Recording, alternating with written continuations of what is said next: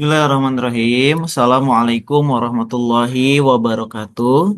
Alhamdulillahirabbil alamin wa bihi nasta'in ala umuruddin waddin. Shalatu wassalamu ala asyrafil anbiya'i wal mursalin wa ala alihi washabbihi ajma'in amma ba'du. Yang kami hormati Ibu dosen Ibu Dr. Dinur Marina Malik Fajar MA. Kemudian yang sama-sama kami hormati dan kami sayangi tentunya teman-teman seperjuangan Magister Pendidikan Dasar Universitas Muhammadiyah Jakarta. Alhamdulillah dalam kesempatan yang sangat mulia ini saya Septian Dwi Anto akan memaparkan pengembangan karakter Aika pada program yang sudah saya mulai sejak kemarin, yaitu program ini saya beri nama Simpati atau Sekolah Tinggi Empati Berbasis IT. Lalu apa itu simpati?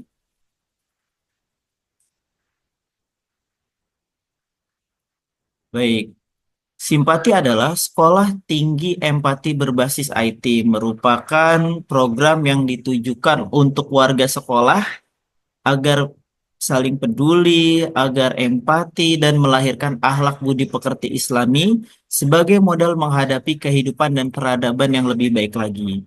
Jadi, simpati ini merupakan sebuah singkatan yang saya buat sendiri, di mana tujuannya adalah memberikan atau menjadikan sekolah tempat saya mengajar, yaitu SD Islam Darussalam Cikunir, agar warga sekolahnya dapat saling peduli dan empati serta melahirkan akhlak budi pekerti yang Islami. Tentunya ini selaras dengan pengembangan karakter berbasis AIK. Selanjutnya, latar belakang kenapa saya menciptakan program ini. Yang pertama, ini merupakan salah satu visi dari sekolah kami, yaitu membentuk karakter Islami, dan karakter yang ingin saya bentuk adalah tentunya empati. Yang kedua, siswa di sekolah saya atau di sekolah kami ini masih kurang peduli akan lingkungan, baik dari kebersihan, kerapihan, dan sebagainya. Dan masih sangat mengandalkan office boy atau disebutnya bisa kita bilang pramusaji. Kemudian yang ketiga, kepedulian siswa terhadap pihak sekolah itu masih belum tumbuh, ya. Apalagi dalam hal bermasyarakat atau bersosialisasi, sehingga seringkali siswa menyepelekan warga sekolah. Dalam hal ini akan dicoba juga pengembangannya kepada wali murid, sehingga penerapannya akan menyeluruh untuk warga sekolah. Jadi bukan hanya untuk siswa, tapi program ini akan kami tujukan juga, akan saya tujukan juga untuk wali murid yang ada di SD Islam Darussalam Cikunir. Kemudian, pengembangan karakter kepedulian tinggi empati ini akan diselaraskan dengan perkembangan teknologi. Sebagaimana yang sudah kami survei atau kami coba bikin analisa bahwa program ini akan berjalan apabila diselaraskan dengan media teknologi berbasis IT. Atau bisa dibilang ini termasuk gamifikasi, game-based learning, dan ada pun aplikasi yang digunakan sudah saya coba, yang paling cocok adalah Geniali. Pengembangan karakter ini juga menerapkan prinsip-prinsip pembelajaran mendalam, berkesadaran, bermakna, dan menggembirakan, sehingga karakter yang akan diimplementasikan dapat diterapkan siswa dengan baik. Jadi untuk pengembangan karakter di sini menggunakan media pembelajaran, tentunya saya juga menggunakan pendekatan deep learning atau pendekatan yang mendalam, di mana dibutuhkan tiga prinsip, yaitu siswa atau warga sekolah harus berkesadaran, warga sekolah harus bermakna dalam mengembangkan kegiatannya atau segala program simpati ini, dan yang terakhir adalah menggembirakan. Jadi mengikuti program ini tentu harus gembira, jangan sampai karena terpaksa. Harus sadar, bermakna, dan gembira. Berikutnya, konsep dasar karakter empati. Jadi sebenarnya karakter empati atau empatik sering dikaitkan dengan sifat-sifat seperti kepekaan, kepedulian, dan kemampuan memahami perasaan orang lain. Orang dengan karakter empati cenderung menjadi pendengar yang baik, peka terhadap bahasa tubuh dan nonverbal, serta memiliki kemampuan untuk menempatkan diri pada posisi yang lain. Contoh karakter empati: peduli, toleransi, menjadi pendengar yang baik, memahami, responsif, dan yang terakhir adalah peka. Atau misalkan kita menemukan murid kita, kalau pak gurunya atau bu gurunya lagi kesulitan, dia langsung peka membantu. Atau OB-nya lagi kesulitan, dia langsung gercep membantu. Begitupun orang tua murid kita juga harus kita tanamkan karakter empati tersebut. Berikutnya ini ada 5 landasan teori yang saya rujuk menurut beberapa ahli tentang empati. Yang pertama, empati merupakan arti dari Einfühlung yang dipakai oleh para psikolog Jerman. Secara harfiah berarti merasakan ke dalam. Empati berasal dari kata Yunani atau pathos yang berarti perasaan yang mendalam dan kuat mendekati penderitaan, dan kemudian diberi awalan in. Kata ini paralel dengan simpati. Jadi sebenarnya empati ini adalah perasaan mendalam yang dimiliki oleh seseorang sehingga merasakan kegelisahan atau keresahan orang lain, atau merasakan rasa sakit yang orang lain rasakan. Nah, empati ini seperti ini. Jadi saya ini ingin menanamkan karakter tersebut kepada murid-murid saya. Kenapa? Karena terkadang murid saya itu merasa cuek, acuh tak acuh kepada lingkungan sekitar, buang sampah sembarangan karena dengan berpikir oh ada OB ini yang jagain. Nah, sehingga atau yang bersihin ya, sehingga saya berpikir kita ini harus menumbuhkan rasa empati dulu kepada setiap warga sekolah. Kemudian menurut Pink, empati merupakan kemampuan individu untuk membayangkan diri pada posisi orang lain dan memahami dengan intuisi apa yang dirasakan oleh orang lain. Jadi menurut Pink juga sama, bahwa empati itu ikut merasakan yang orang lain rasakan. Kemudian menurut Sand and Books 1997, empati adalah kemampuan untuk menyadari, memahami, dan menghargai perasaan orang lain. Ini juga sama. Selanjutnya adalah bersikap empati, artinya mampu membaca orang lain dari sudut pandang emosi. Kalau kita sudah menjadi orang yang empati, maka emosi kita sebagai manusia secara harfiah itu akan ikut merasakan apa yang orang lain rasakan.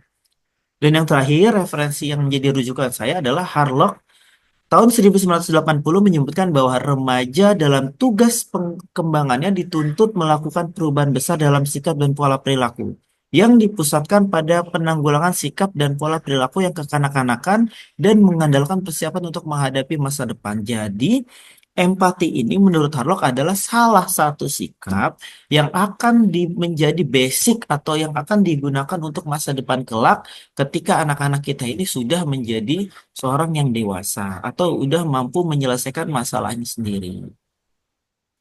Berikutnya, ini rujukannya menurut Al-Quran dan Al-Hadis.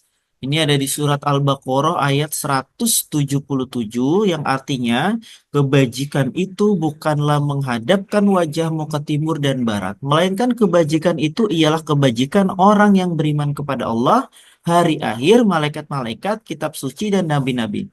Memberikan harta yang dicintainya kepada kerabat, anak yatim, orang miskin, musafir, peminta-minta, dan memerdekakan hamba sahaya.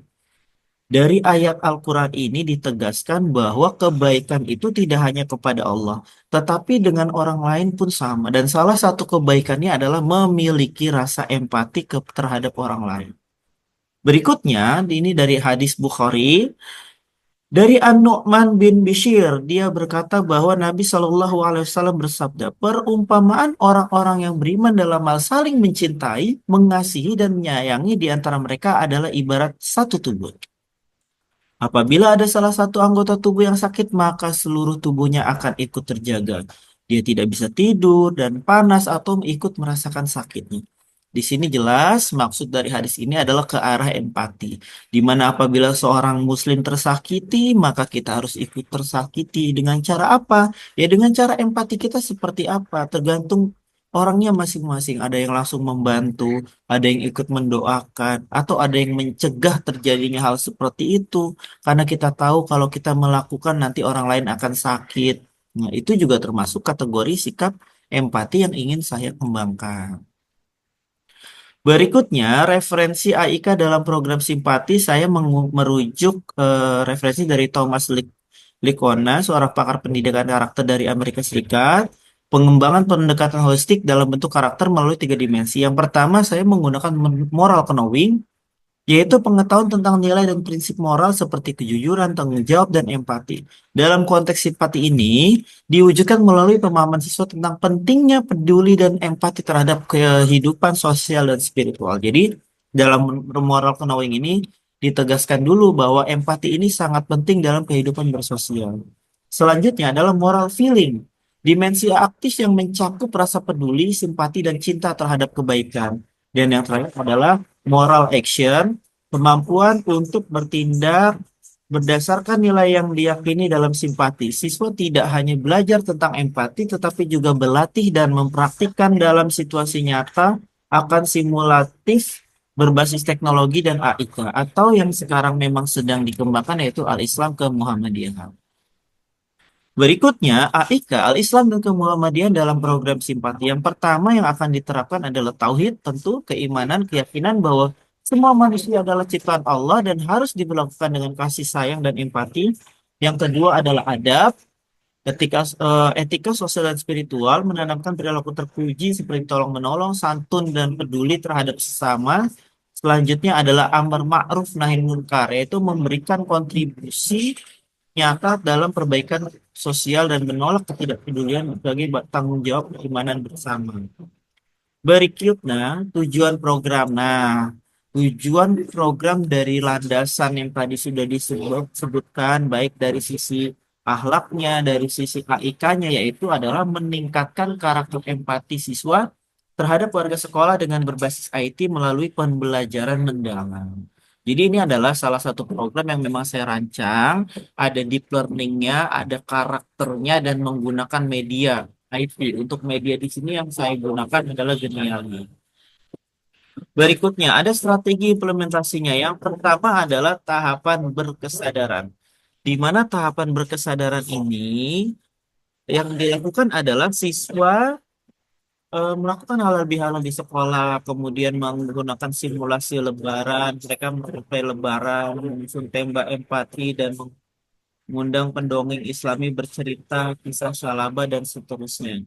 Kemudian yang berikutnya adalah bermakna pada Rabu sampai Jumat. Di sini siswa akan mulai bermain role play, yaitu berupa ada yang menjadi office boy atau yang menjadi guru, dan kemudian ada juga yang menjadi observer. Dalam hal ini semua pembelajaran evaluasi karakter menggunakan game Geniali sebagai media pembelajaran dan evaluasi. Yang terakhir adalah menggembirakan, tentu pada saat siswa sudah belajar memahami sesuatu, maka mereka juga harus senang.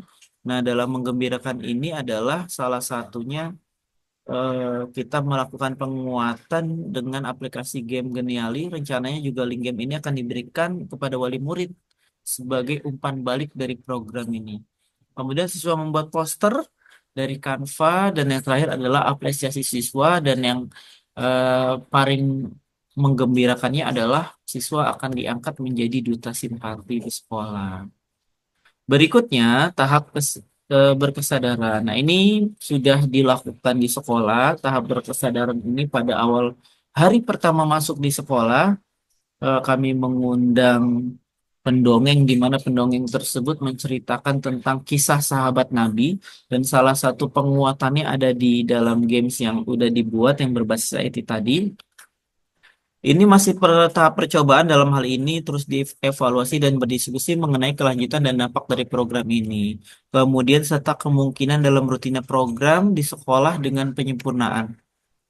Selanjutnya, dalam penggunaan ini tahap ini menggunakan game Geniali. Sudah jelas di sini ya. Selanjutnya adalah level kedua, atau saya menyebutnya adalah tahap bermakna. Tahap bermakna ini adalah siswa melakukan role play, bisa dilihat secara random nanti siswa akan diacak menjadi seorang guru di sekolah. Jadi mereka ngerasain nih enak nggak jadi guru, enak nggak jadi seorang office boy atau pramugari, sehingga akan tumbuhlah nilai-nilai empati dalam diri siswa. Yang terakhir adalah mengembirakan, di mana menggembirakan ini diberikan penguatan berupa game-based learning, yaitu menggunakan aplikasi Geniali, siswa membuat poster bersamaan, kebetulan masih on progress. Dan yang terakhir adalah pemilihan duta empati sebagai fitur di sekolah. Kemudian yang terakhir Kemudian yang terakhir, adapun dampak program simpati, yaitu yang pertama meningkatkan kesadaran siswa terhadap tugas sosial di lingkungan sekolah. Yang kedua, perubahan sikap terhadap guru dan petugas sekolah. Yang ketiga, antusiasme terhadap proses pembelajaran melalui media digital. Kemudian dampak yang terakhir adalah terbentuknya budaya sekolah empati dan terbangunnya sinergi antara sekolah dan orang tua. Model ini direplikasikan oleh sekolah lain. Kemudian yang terakhir adalah ada rencana untuk membuat naskah akademi berupa jurnal. Judulnya tadi sudah saya sebutkan. Untuk penyusunan yang pertama mungkin dokumentasi dulu pelaksanaan simpati dan analisis data serta observasi refleksi guru. Ini juga refleksi dari teman-teman saya di kelas 4 dan siswa. Kemudian pemilihan jurnal terakreditasi rencana saya ingin proposal di Sinta 4. Penguatan teori dan tinjauan pustakaan melibatkan teori pendidikan karakter, pendekatan IK, dan model pembelajaran berbasis teknologi. Dan terakhir adalah rencana uji coba lanjutan untuk memperkaya data longitudinal sebagai bahan dari penelitian dan tindakan. Nah, ini merupakan rentetan apabila program ini sudah selesai, maka jurnal lah menjadi hasil terakhir dalam pengembangan karakter berbasis AIK yang saya kembangkan dengan menggunakan program simpati. Berikutnya ini adalah daftar pustakanya dan yang terakhir adalah terima kasih. Insya Allah program ini akan dijalankan dengan sebaik-baiknya. Mohon doanya juga untuk Budin supaya dapat terlaksana dengan baik. Untuk program ini saya desain sedemikian rupa agar pengembangan karakter yang akan saya lakukan yaitu karakter empati dapat terlaksana dengan baik.